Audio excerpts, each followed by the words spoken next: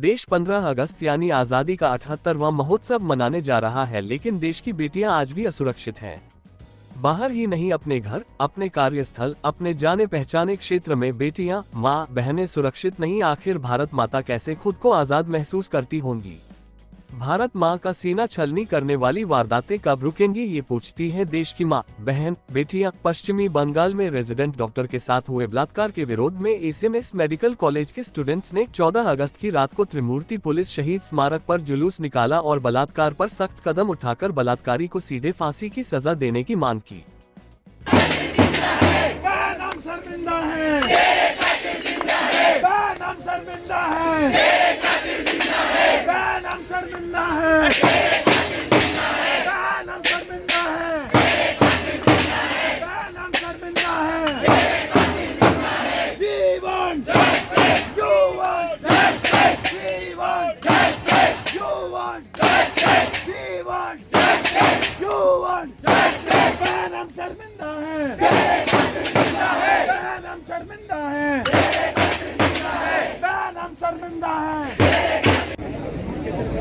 मैं बानिशिका SMS medical college के ortho resident बोल रही हूँ। मेरे साथी चेस्ट मेडिसिन के सेकेंड ईयर पीजीटी जो आरजीकर में चेस्ट मेडिसिन में कर्मरत थे, ऑन ड्यूटी अपने सेमिनार रूम में रात को 3 बजे रेस्ट लेने गए थे। 36 घंटे ड्यूटी करने के बाद एंड वहाँ पे 1.5 घंटे के अंदर उनको रेप करके बलात्कार करके मर्डर कर दिया गया है। यानी हमारा जो घर होता है वो हमारा ड्यूटी रूम होता है, हमारा हॉस्पिटल होता है, उसी घर के अंदर कोई घुस के किसी लड़की को या फिर किसी और को बलात्कार करके मर्डर कैसे कर सकता है?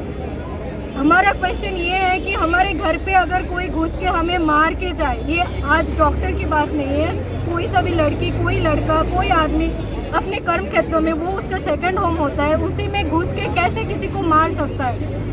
हम रात को इसलिए कर रहे हैं क्योंकि रात लोग बोलते हैं रात लड़कियों के लिए सेफ नहीं है। ये हमारा मार्च है कि आज 15 अगस्त के इस क्षण पे हम लड़कियों से हम हमारे सेफ्टी दिलाए हमें, क्योंकि आज 77 साल हो गया है स्वाधीनता की, लेकिन हमें अभी तक सेफ्टी नहीं मिला। हम अपने घर में सेफ नहीं फील कर रहे तो हम कहाँ सेफ फील करेंगे? तो हमें सरकार से ये निवेदन है कि हमें सेफ्टी दो, हमारे घर पे, हमारे कर्म क्षेत्र में, हमारे रास्ते पे, हर जगह पे हमें सेफ्टी दो। यही हमारा अर्जी है। और हमारे जो दोस्त की मर्डर हो गई है, रेप हो गई, उनका हत्याकारी जो है उनको शास्ति दो। मैं न्यूरो सर्जरी रेसिडेंट हूँ, सीनियर रेसिडेंट। मेरे जूनियर रेसिडेंट के साथ ये बुरा वाक़या हुआ है जिसकी वजह से 5 दिनों से हम सो नहीं पाए हैं और ठीक से खाना नहीं खा पाए। हमारी ये मांग है, सबसे पहले तो हमारी जो कलीग के साथ ये बुरा सलूक हुआ है और जो हमारी फीमेल हमारे साथ की फीमेल के साथ ये हुआ है, सबसे पहले उसकी इन्वेस्टिगेशन को फास्ट फॉरवर्ड किया जाए और जो भी कल्प्रिट है, culprits I would say it's not just one, सब कल्प्रिट सामने आए, उनको एक एक करके फांसी पे चढ़ाया जाए। और जो दूसरा हमारा मांग है वो ये है कि 2019 में hospital property and health care professional protection bill ये बना था, लेकिन ये कभी पास नहीं हुआ बाय होम मिनिस्ट्री। 2019 पे they were very considerate for us doctors because we were working really hard for COVID-19. They had sympathy for us and now they forgot all about us. They just want our services but they don't want any justice to be served. They don't want any protection to be given. हमें वो protection चाहिए, हमें वो bill चाहिए। वो bill को आप law बनाओ और रीइंफोर्स करो।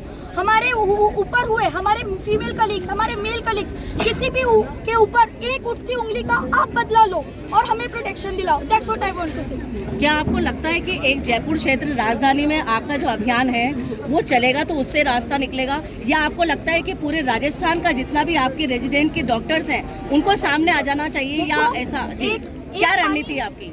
एक बूंद पानी से मिल के समंदर बनता है। हम यहाँ Rajasthan association of medical doctors, Maharashtra में Maharashtra association of medical doctors, Kolkata में, दिल्ली के हर हॉस्पिटल में, महाराष्ट्र के हर हॉस्पिटल में, गवर्नमेंट प्राइवेट सेक्टर्स में सब लोग मिलके कर रहे हैं। सबकी आवाज पहुंचेगी तो किसी को तो सुनाई पड़ेगी, गवर्नमेंट को सुनाई पड़ेगी, सब जगह हलचल होगी तो ऊपर तक पहुंचेगी। हमारा ये छोटा सा रैली है, भले से छोटी है, ज्यादा शोर भी नहीं है, ज्यादा लोग भी नहीं है, मीडिया कवरेज हो नहीं हो हमें फर्क नहीं पड़ता, लेकिन ये हमारी आवाज है। हम सब मिलके आवाज उठाएंगे, सब मिलके एकजुट होंगे तो एक ना एक दिन ऊपर सरकार को सुनना ही पड़ेगा।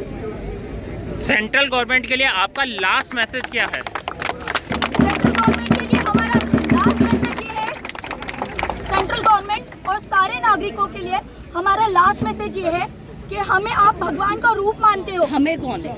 हम लड़कियों डॉक्टर्स को, लड़कों को, डॉक्टर्स को, हम किसको? डॉक्टर्स को, हम फीमेल को भी आप गॉडेस मानते हो, आपका गॉडेस का रूप मानते हो। हम डॉक्टर्स को आप भगवान का रूप मानते हो, तो इस तरह आप अपने भगवान की पूजा करते हो। इस तरह आपका भगवान सड़क पे मार खाता है, सड़क पे उसका शोषण हो जाता है, तो क्या इस तरह उसको न्याय दिलाते हो? हमें इंसाफ चाहिए, हमें आपकी रिस्पेक्ट चाहिए। हम आपको सब कुछ देने को तैयार है, अपना वक्त, अपनी नींद, अपना खाना, हमारा सोना, हमारी पर्सनल लाइफ सब देने को तैयार है। बदले में आपसे इंसाफ चाहिए, बदले में आपसे रिस्पेक्ट चाहिए। Thank you. अभी आप यहाँ पे सारी लेडीज मतलब मौजूद है, मैं भी एक लेडी जर्नलिस्ट हूँ। मैं आपसे ये जानना चाहती हूँ कि केंद्र सरकार ने अभी तक विदेशों की तरह जहाँ पर एक महिला पर आंख उठाने पर फांसी दे दी जाती है, अभी तक फांसी का कोई प्रावधान केंद्र सरकार या राज्य सरकार या किसी ने भी शुरू नहीं किया है, उस बारे में क्या कहेंगे आप? बलात्कार एक घिनौना अत्याचार, घिनौना अपराध है, ये सबको पता है। हमें पता है कि रामायण में जब सीता पे हाथ उठा था तब क्या हुआ था, लंका कांड हुआ था। महाभारत में जब द्रौपदी पे हाथ उठा था तब क्या हुआ था, तब कुरुक्षेत्र हो गया था।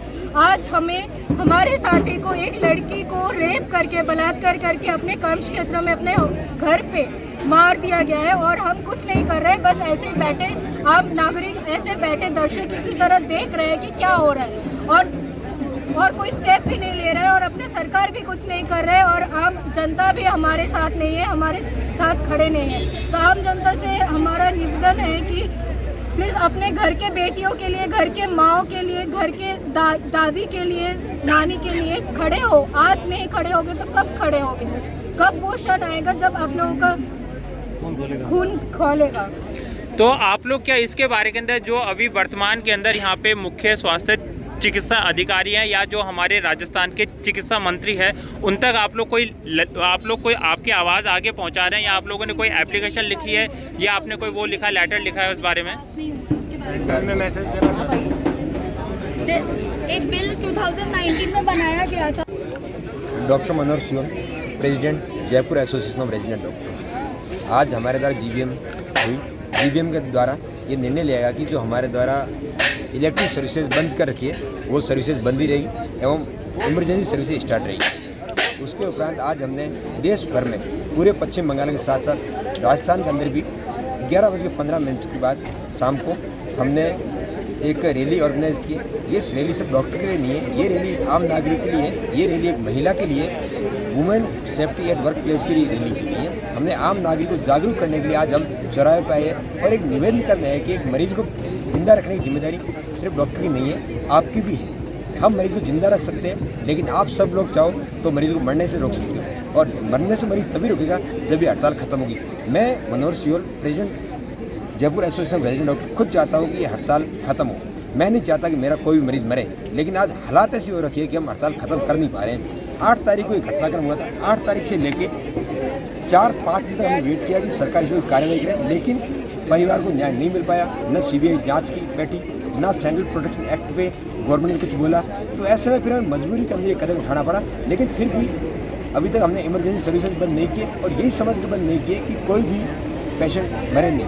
मैं आम आदमी से ये रिक्वेस्ट करना चाहूँगा कि मरीज़ को हम बचा सकते हैं, मरने नहीं दे सकते, लेकिन ये काम आप भी कर सकते हो, और ये तभी होगा जब आप हमारी इस यात्रा को, इस न्याय की यात्रा को ज्वाइन करोगे।